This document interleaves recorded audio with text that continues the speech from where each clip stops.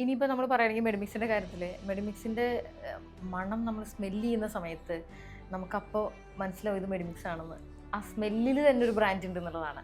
എന്താണ് മെഡിമിക്സിൻ്റെ ഒരു success secret പറയുകയാണെന്നുണ്ടെങ്കിൽ? അല്ല, മെഡിമിക്സ് ഇപ്പോൾ ഞാൻ നേരത്തെ പറഞ്ഞ പോലെ തന്നെയാണ്. 56ാമത്തെ വർഷമാണ് മെഡിമിക്സ് ബ്രാൻഡായി മാർക്കറ്റിൽ വന്നിട്ട്. അത് പല ഘട്ടങ്ങൾ തരണം ചെയ്ത്, പല ചലഞ്ചസ് തരണം ചെയ്ത് അങ്ങനെ വന്നിട്ടുള്ളതാണ്. 3 തലമുറയോളം മാറിക്കഴിഞ്ഞു. മെഡിമിക്സ് ഉപഭോക്താക്കളുടെ തലമുറ തന്നെ 3 തലമുറ മാറിക്കഴിഞ്ഞു. അപ്പോൾ തലമുറകളായി കൈമാറി വന്നിട്ടുള്ള ഒരു ബ്രാൻഡാണ്. സ്മെല്ലും ഈ ശരിയാണ്. അത് ഒരിക്കലും എവിടെയോ പറയുന്നുണ്ടായിരുന്നു. ഇപ്പോൾ ഇന്ത്യയിലേക്ക് വരുന്ന ടൂറിസ്റ്റുകൾ തിരിച്ചു പോകുമ്പോൾ അവരിവിടുന്ന് എന്താണ് കൊണ്ടുപോകുന്നത് എന്നുള്ള ഒരു ആർട്ടിക്കിളിൽ ഞാൻ വായിച്ചതാണ്. പല കാര്യങ്ങളും പറയുന്നുണ്ട്. കരകൗശല വസ്തുക്കളും മറ്റും കൊണ്ടുപോകുന്ന കൂട്ടത്തിൽ മെഡിമിക്സിൻ്റെ മണവും അവർ കൊണ്ടുപോകുന്നു. കാരണം മിക്കവാറും എല്ലാ ഹോട്ടലുകളിലും അവർ താമസിക്കുമ്പോൾ കിട്ടുന്നത് മെഡിമിക്സാണ്. അപ്പോൾ ഇതെല്ലാം ഇങ്ങനെ ഓരോ കാലഘട്ടത്തിൽ സംഭവിക്കുന്നതാണ്.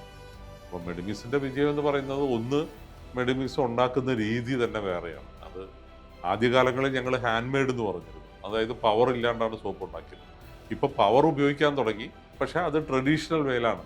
അന്ന് എങ്ങനെയാണോ ഉണ്ടാക്കിയിരുന്നത് അതേ രീതിയിൽ തന്നെയാണ് ഇപ്പോഴും മെഡിമിക്സ് ഉണ്ടാക്കുന്നത്. അപ്പോൾ അതുകൊണ്ട് ഇപ്പോൾ ട്രഡീഷണലി മെയ്ഡ് എന്നുള്ള ഒരു ക്ലെയിമാണ് നമ്മൾ കൊണ്ടുവരുന്നത്. അത് തീർച്ചയായിട്ടും മറ്റു സോപ്പുകളിൽ നിന്ന് വളരെ വ്യത്യസ്തമാണ്. സ്ഥിരമായിട്ട് ഉപയോഗിക്കുന്നവർക്കറിയാം.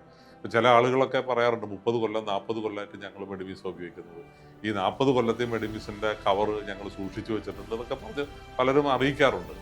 അതെല്ലാം അതുകൊണ്ടാണ്. അവർക്ക് ആ വർഷങ്ങളായിട്ട് അവർക്ക് കിട്ടുന്ന ആ ഒരു അനുഭൂതി ഉണ്ടല്ലോ, ഉപയോഗിക്കുമ്പോൾ കിട്ടുന്ന ആ ഒരു ഫീലിംഗ്, അതാണ് ഒരു കാരണം. പിന്നെ നമ്മൾ ഒരിക്കലും ക്വാളിറ്റി കോംപ്രമൈസ് ചെയ്യാൻ ശ്രമിച്ചിട്ടില്ല. നമ്മൾ R&Dയിലായാലും ലാബിലായാലും എങ്ങനെ ഇത് ക്വാളിറ്റി മെച്ചപ്പെടുത്താം എന്നുള്ളതിനെ കുറിച്ചേ നമ്മൾ ചിന്തിക്കാറുള്ളൂ. അപ്പോൾ അതിനകത്ത് കുറേ കാര്യങ്ങൾ നമുക്ക് ചെയ്യാൻ സാധിച്ചിട്ടുണ്ട് ഓവർ എ പീരിയഡ്. പിന്നെ നമ്മൾ ലാഭം ഉണ്ടാക്കുക എന്നുള്ളതിനേക്കാളേറെ ഈ ഉപഭോക്താവിനെ മനസ്സിൽ കണ്ടുകൊണ്ടാണ് അത് സാധാരണക്കാർക്ക് പോലും ഉപയോഗിക്കാവുന്ന ഒരു ഉൽപ്പന്നം എന്നുള്ള രീതിയിലാണ് നമ്മൾ ഇതിനെ ഇതുവരെ പ്രൊമോട്ട് ചെയ്ത് കൊണ്ടുവന്നിട്ടുള്ളത്. അതെല്ലാം തീർച്ചയായിട്ടും ഇതിന് ഗുണം ചെയ്തിട്ടുണ്ട്.